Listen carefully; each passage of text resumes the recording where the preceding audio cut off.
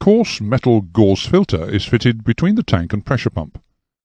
It's designed to remove particles which are larger than 40 microns from the oil before it enters the pressure pump, and so prevent damage to the pressure pump. The oil pumps consist of two deep-toothed spur gears, which are rotating inside a close-fitting pump casing. They are fitted to and driven via the accessory housing. Oil is carried either side of the casing in the space between the gear teeth, and is made to flow as the gears rotate. The outlet side of the pressure pump is enclosed, and the restriction to flow is generated by the tolerance fit of the engine components to be lubricated. This enables a rise in system pressure. The actual oil pressure obtained will depend on the speed of the pump, the temperature of the oil, and the resistance offered by the tolerance with which the components fit each other. The capacity of the pressure pump must be such that it will supply a minimum oil pressure under its most adverse running conditions, which are those of low rotational speed and high oil inlet temperature. Because the pump is capable of supplying such a large quantity of oil under these poor conditions, under normal running conditions, the increased flow then available would tend to generate a dangerously high oil pressure. Very high oil pressures are prevented by a pressure relief valve, which is fitted across the inlet and outlet connections. This limits the maximum oil pressure in the system. When the oil pressure reaches a predetermined figure, the valve opens and sufficient oil is returned to the inlet side of the pump to control oil pressure at that figure. Although in theory the pressure relief valve maintains the oil pressure constant, regardless of engine speed or oil temperature, in practice the engine will have a range of operating pressure, which is related to engine speed from idle to maximum RPM. The oil tank will usually be fitted at a higher level than a pressure pump to provide a gravity feed. When, after an engine run, the engine is stopped and the oil is hot and thin, the force of gravity will generate sufficient pressure in the pressure pump feed line to force the oil through the clearances in the pressure pump. This would result in the oil tank draining into the crankcase, and as a consequence the engine may be flooded with oil.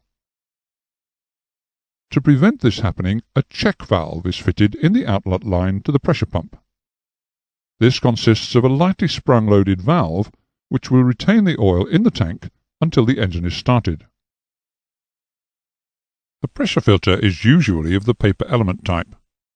It's fitted downstream of the pressure pump and is designed to remove very small solid particles of between 20 to 25 microns before the oil passes to the bearing surfaces.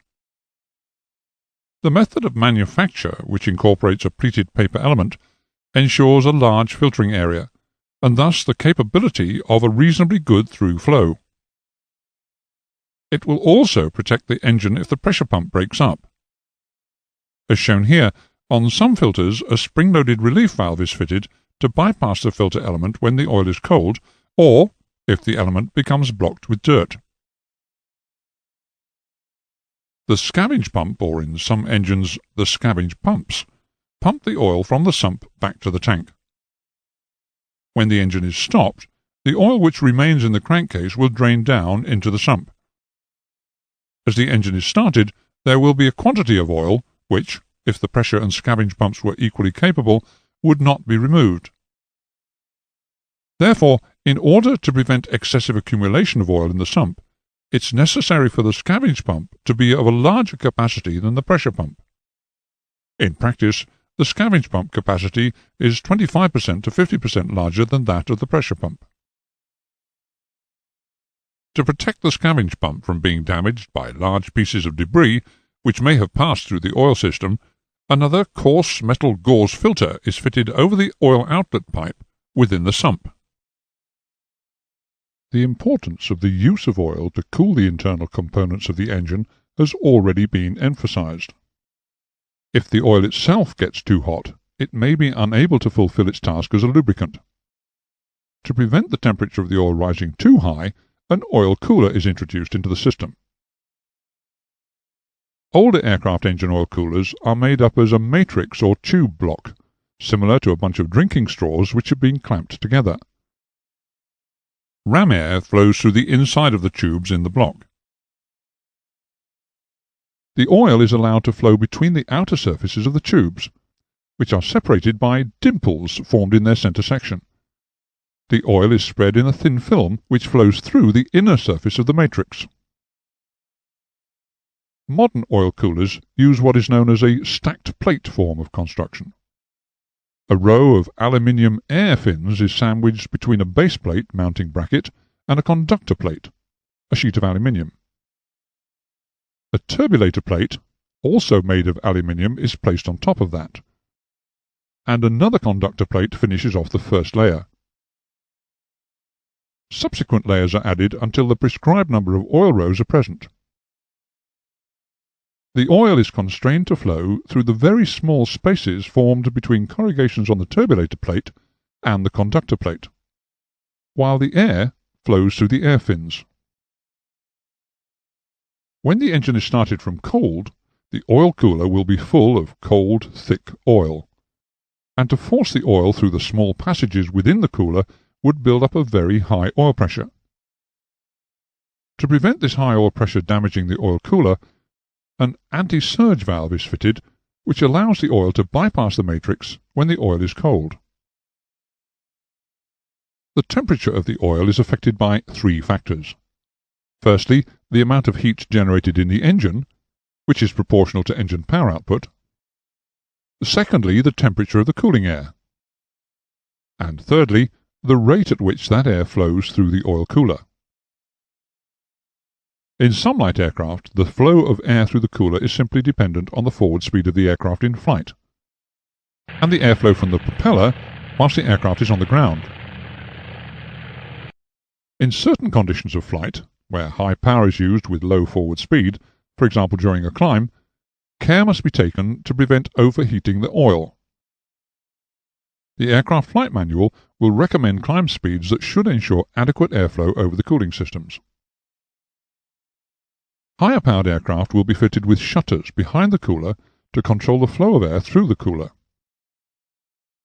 The shutters would be closed at startup to allow the engine oil temperature to rise quickly. Remember, cold oil increases internal friction. And then be opened to maintain the temperature. In flight, the shutters will be closed off again as the temperature of the air reduces at altitude. Control of the shutters can be manual or automatic. The importance of maintaining the correct oil temperature has been explained previously in this lesson. The other parameters of the oil system which are monitored are oil pressure and oil quantity. The temperature of the oil in an aircraft piston engine may be measured at the outlet from the oil cooler, or at any position between the oil tank and the inlet to the engine. On the majority of wet sump systems, the oil temperature is measured at the pressure filter housing. Most aircraft use an electrical sensor to indicate the temperature on a cockpit instrument. Temperatures in the region of 85 degrees Celsius, that's 185 degrees Fahrenheit, would be considered normal. Oil pressure is sensed at the outlet side of the engine-driven pressure pump. The pressure will depend on the size and loading of the engine, 50 to 100 pounds per square inch being a typical value. The sensor can be either electrical or a direct reading mechanical system. It is mandatory that oil temperature and oil pressure are indicated on the flight deck. Oil quantity may be shown in the cockpit, but if it is not, then there will be a facility for checking the quantity prior to flight, either by the use of a dipstick or a sight glass. Indications of oil temperature and pressure during engine operation are perhaps the most important that the pilot has to inform him of engine condition. Indications which are outside of the normal operating limits could be indicative of impending engine failure. Because aircraft engines operate at varying loads, power settings and outside air temperatures, their lubricants require differing properties. The thickness or viscosity of the oil is a very important factor. Viscosity is defined as the measure of a fluid's internal friction, or its resistance to flow. A liquid that flows freely has a low viscosity, thin oil,